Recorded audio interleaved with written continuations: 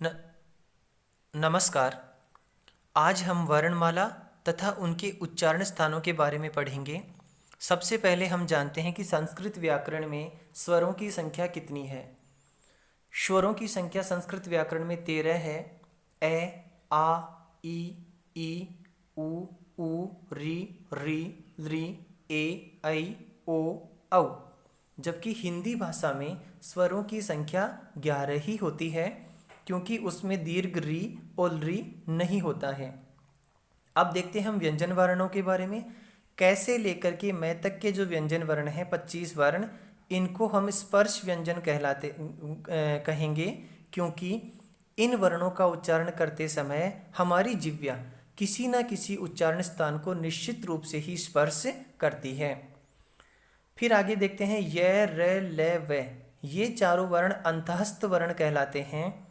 और स और है ये ऊष्म वर्ण कहलाते हैं, क्योंकि इनका उच्चारण करते समय हमारे मुख से ऊष्मा बाहर की तरफ निकलती है। फिर ए के ऊपर एक बिंदी जो है वो अनुस्वार कहलाता है, और ए के आगे जो दो बिंदी हैं वो विसर्ग कहलाता है। अब आइए हम जानते हैं उच्चारण स्थानों के बारे में। सबसे पहले उच्चारण स्थानों के बारे में देखते हैं कि संस्कृत व्याकरण में उच्चारण स्थान कितने हैं। तो उनकी संख्या है 8। कंठ, तालु, मूर्धा, दंत, ओष्ठ, नासिका, जिह्वामूल और उरह। सबसे पहले हम ये देखते हैं कि कंठ के द्वारा कौन कौन से वर्ण बोले जाते हैं। तो इसके लिए सूत्र है अकुह विसर्जनीया नाम कंठ है।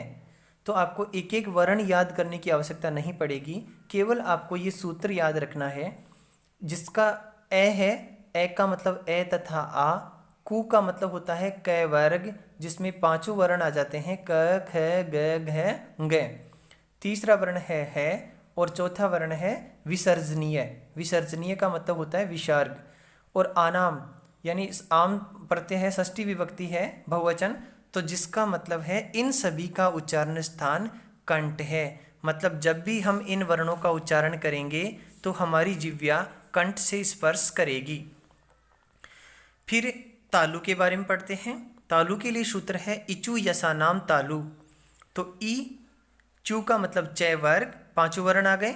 फिर य और श, ये सारे वर्ण तालव्य वर्ण कहलाते हैं, क्योंकि इन सभी का उच्चारण तालु से होता है। मतलब उच्चारण करते समय हमारी जिह्वा तालु से स्पर्श करती है। तालु कहाँ होता है? हमारे दांतों के ठीक ऊपर जो कठोर भाग है उसी को हम तालु कहते हैं। तीसरा है मूर्धा। ऋतु रसाणाम मूर्धा। री, टू का मतलब ट वर्ग, यानी पांचों वर्ण आ गए ट, ठ, ड, ढ, ण, र और से। तो इन सभी का उच्चारण स्थान है मूर्धा। मूर्धा कहाँ होती है? जो तालु है, कठोर हिस्सा है, उसके ठीक ऊपर जो कोमल भाग है उसी को हम मूर्धा कहते हैं। जैसे हम च और ट को जब उच्चारण करेंगे तो हमें पता चल जाएगा कि च में तालु से स्पर्श कर रहा है और ट में थोड़ा ऊपर स्पर्श कर रहा है, उसी को हम मूर्धा कहते हैं। फिर है लृतु लशानाम दंतः। लृतु लशानाम दंतः क्या है? लृ, तय वर्ग, ल और से, इन सभी वर्णों का उच्चारण स्थान है दंत। मतलब जब हम उच्चारण करेंगे तो हमारी जिह्वा दांतों को स्पर्श करेगी और इन्हें हम दंत्य वर्ण भी कहते हैं। फिर है उपपदमान्य नाम ओष्ठौ। उ, पै वर्ग और उपदमान्य। उ का मतलब दोनों उ आ गए, छोटा और बड़ा। पै वर्ग में प, फ, ब, भ, म, और उपदमान्य बोलते हैं अर्ध विसर्ग को।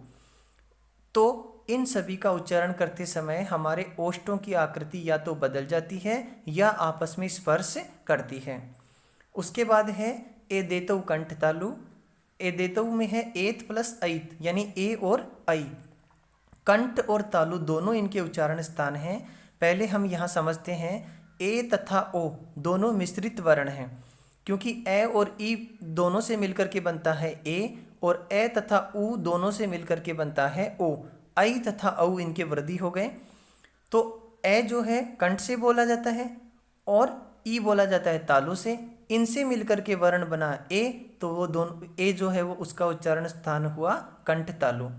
और ओ तथा औ का उच्चारण स्थान हुआ कंठ ओष्ठ। वकारस्य दंतोष्टम, व्याकरण भाषा में कार शब्द का अर्थ होता है वर्ण। वैकार मतलब वह वर्ण का उच्चारण स्थान है दंत और ओष्ठ। पहले वह का उच्चारण करते समय हमारे दांत निचले ओष्ठ को टकराएगी, फिर ओष्ठों की आकृति बदल जाएगी।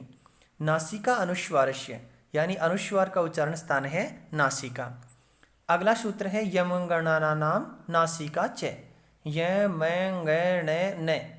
नासिका मतलब नासिका के द्वारा बोले जाते हैं। च का मतलब और, मतलब ये वर्ण अपने अपने वर्ग में भी और नासिका के द्वारा भी बोले जाते हैं।